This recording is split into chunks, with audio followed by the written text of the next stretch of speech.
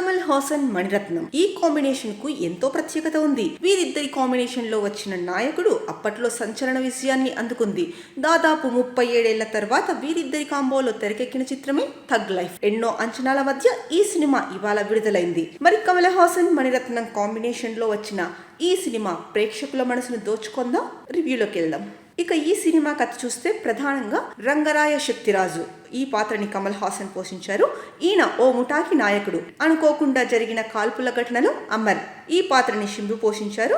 తన చిన్న వయసులోనే తన తండ్రిని కోల్పోతాడు. తన చెల్లి కూడా దూరం అయిపోతుంది. దాంతో అమర్ని చేరదీసి తన కొడుకులా పెంచుతాడు శక్తిరాజు. దూరమైన చెల్లిని కూడా వెతికి తీసుకొస్తానని మాటిస్తాడు. తన తర్వాత ఆ ముఠాకు అమర్ను నాయకుడిగా చేస్తాడు. దీనిని ముఠాలోని ఇతర సభ్యులు నాజర్, జోజు, జార్జ్ తదితరులు జీర్ణించుకోలేరు.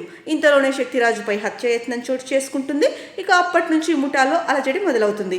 ఇంతకు శక్తిరాజుపై హత్యాయత్నం చేసింది ఎవరు? అప్పటి వరకు తండ్రి కొడుకుల్లా మెలిగిన శక్తిరాజ్కి అమర్కి మధ్య వైరం ఎందుకు మొదలవుతుంది?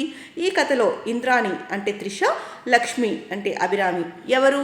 ముఠాలో చివరికి ఎవరు మిగిలారన్నదే కథ. ఓవరాల్ గా ఈ సినిమా ఎలా ఉందో చూస్తే గ్యాంగ్స్టర్ సినిమాలకి పెట్టింది పేరు మణిరత్నం. నాయకుడు దళపతి సహా ఎప్పటికప్పుడు ఆయా కాలాలకి తగ్గట్టు బలమైన గ్యాంగ్ వార్ కథల్ని తెరపై ఆవిష్కరిస్తుంటారు. స్నేహం, ద్రోహం, అసూయ, ప్రేమ, పగ, ప్రతీకారం, ఆధిపత్యం కోసం ఆరాటం ఇలా ఎన్నో రకాల భావోద్వేగాల మేళవింపు ఆ సినిమాల్లో కనిపిస్తుంటుంది. బలమైన సంఘర్షణ వాటిని క్లాసిక్ గా మార్చేస్తాయి.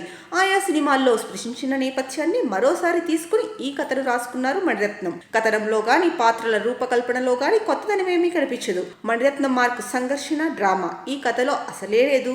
దాంతో ప్రతి సన్నివేశము ముందే ఎక్స్పెక్ట్ చేస్తూ ఎంతకీ పూర్తిగాని ఓ కథ గాథ అయితే ఎలా ఉంటుందో అలా సాగుతూ ఉంటుంది. ఇక శక్తిరాజు, అమర్ కలుసుకునే సన్నివేశాలతో సినిమా ఆసక్తికరంగానే మొదలవుతుంది. అయితే ఆ తర్వాత సదానందం గ్యాంగ్తో వారు మొదలు కావడం, లక్ష్మి, ఇంద్రాణిల పాత్రల పరిచయం వరకు సినిమా సరైన దిశగానే వెళ్తున్నట్టు అనిపిస్తుంది. శక్తిరాజు, మాణిక్యం మధ్య పవర్ విషయంలో వచ్చే తేడాలు ఈ కథలో ప్రధాన సంఘర్షణ.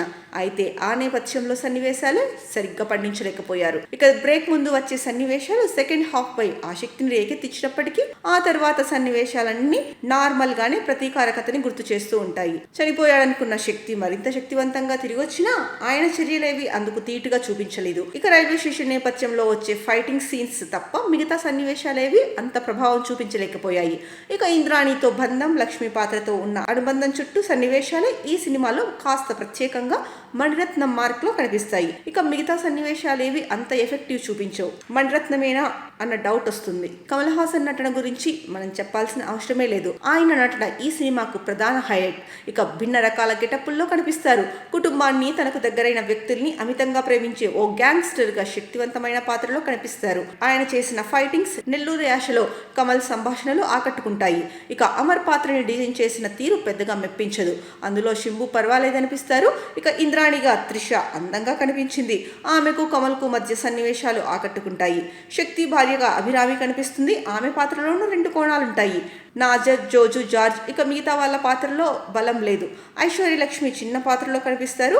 ఇక పతాక సన్నివేశాల్లో ఆమె పాత్ర కథకి ఓ మలుపుని తీసుకొస్తుంది. రవి కే చంద్రన్ విజువల్స్ ఈ సినిమాకి ప్రత్యేక ఆకర్షణగా నిలిచాయని చెప్పొచ్చు. ప్రతి సన్నివేశం ఎంతో సహజంగా కనిపిస్తుంది. 1-2 పాటలు బాగున్నా నేపథ్య సంగీతం రెహమాన్ స్థాయిలో మాత్రం లేదు. ఇక శ్రీకర్ ప్రసాద్ ఎడిటింగ్ లో అంత పదును లేదనే చెప్పొచ్చు.